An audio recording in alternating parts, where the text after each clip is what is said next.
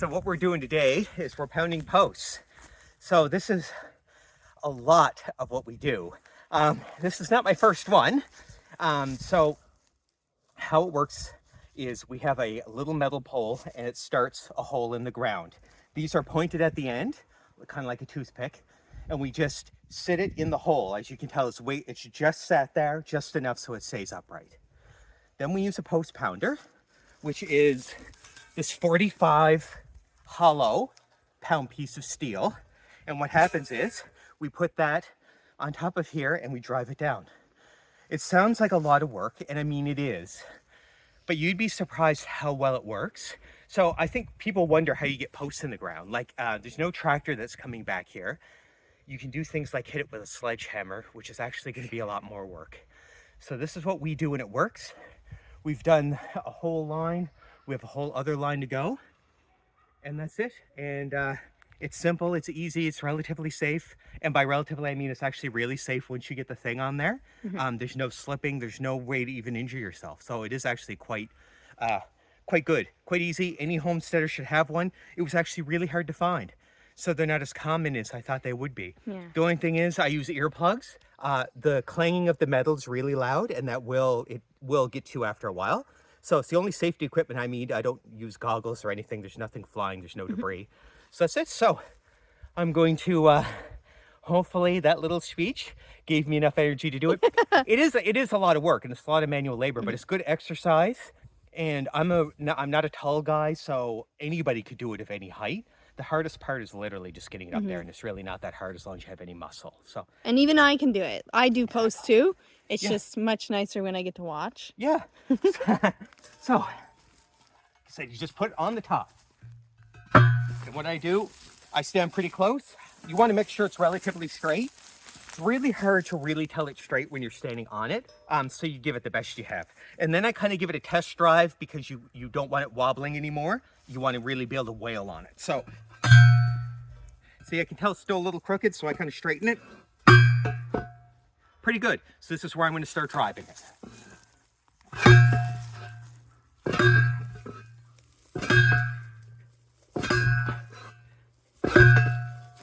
That's it. That's set. It'll actually, so it might seem a little wobbly, although it's not. It's actually quite sturdy. It actually is really sturdy. This is a thin post, so it's wiggling it here. But after it rains a few times, the dirt will settle and this becomes really solid. It's perfect. We never have them come loose or anything like that. It's everything we need.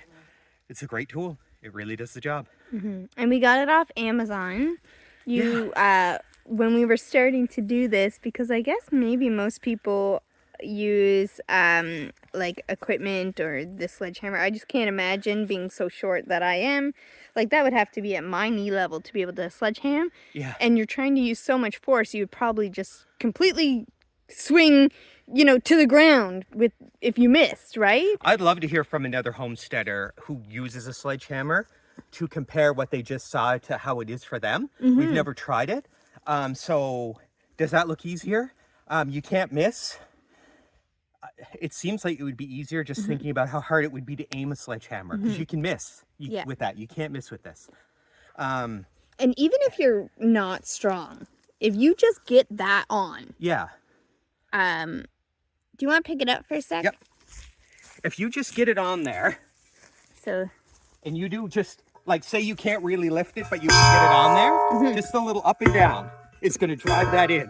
And that's because that's about 45 or 50 pounds. So once you get it on, you can do that. And that's 2.5 feet long. So, that gives you a lot of up. Yeah. A lot of, like, just... Yeah. So that weight itself, it's not actually a lot more you. So if you're really weak, and you still need to get this stuff done, this will work for you because, you could just do little tiny bits and take a break. And it's the weight of it is doing the work for you versus the sledgehammer where that's 100% on you for getting it done. Yeah. No, I think it's a wonderful tool. I really like it. We use it more than any other tool. And that includes the chainsaw. Well, it's up there. But anyway, it's really good for this purpose. We can't get a tractor back here. That's obviously the easy, but that's also expensive. I can't remember what this costs, but you're talking about under $100. Yeah, I think now it's a couple years old now, so I haven't looked, but we'll try to find the link. We actually got it off of Amazon. Yeah. And we paid $50 for it. Yeah. We couldn't get it local, even though this is not a new or odd technology.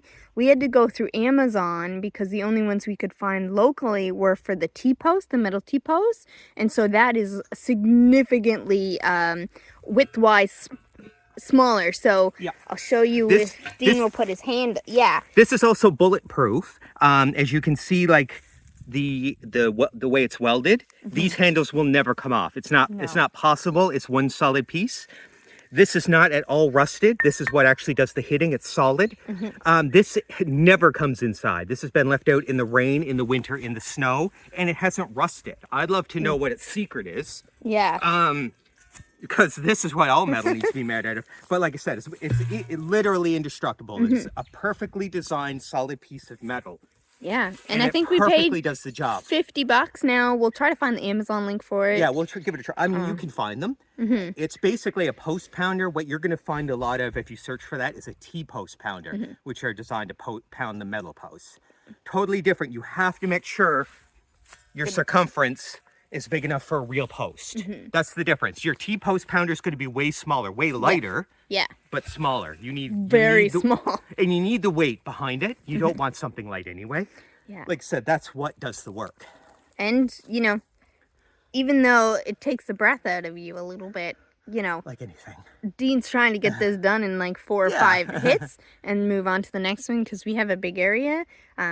But, you know, you can also do it on your own. You don't have to put that kind of strain into it. I like to get it done in like 10 seconds and move on to the next. Yeah. Yeah, so 10 seconds. That is saving. Yeah. Yeah. No, well done. Yeah, exactly. So I'll do the next one without the explanation full speed, just to give you an idea of just how quickly it can go. I'm not an expert, but just, you know, we'll see.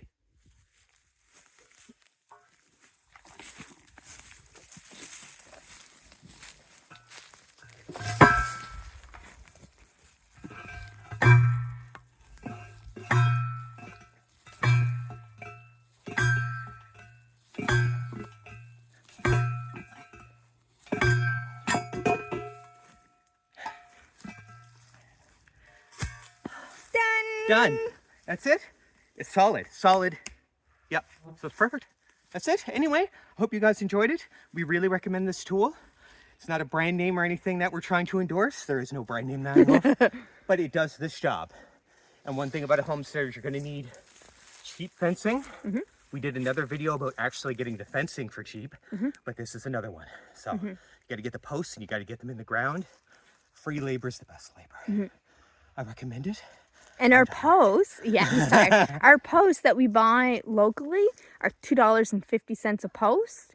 Now these are smaller than what maybe some people would use. However, with the page wire and then we do a baseline of hot wire, we've had no issues with the strength of these posts. Right. We didn't need to go to a 5 or 6 inch wide post to keep in goats and stuff. So, you know, another cost saving is just realize what you actually need to get a job done. Absolutely. Anyway, thanks for joining, and we'll have another awesome thing to show you next time.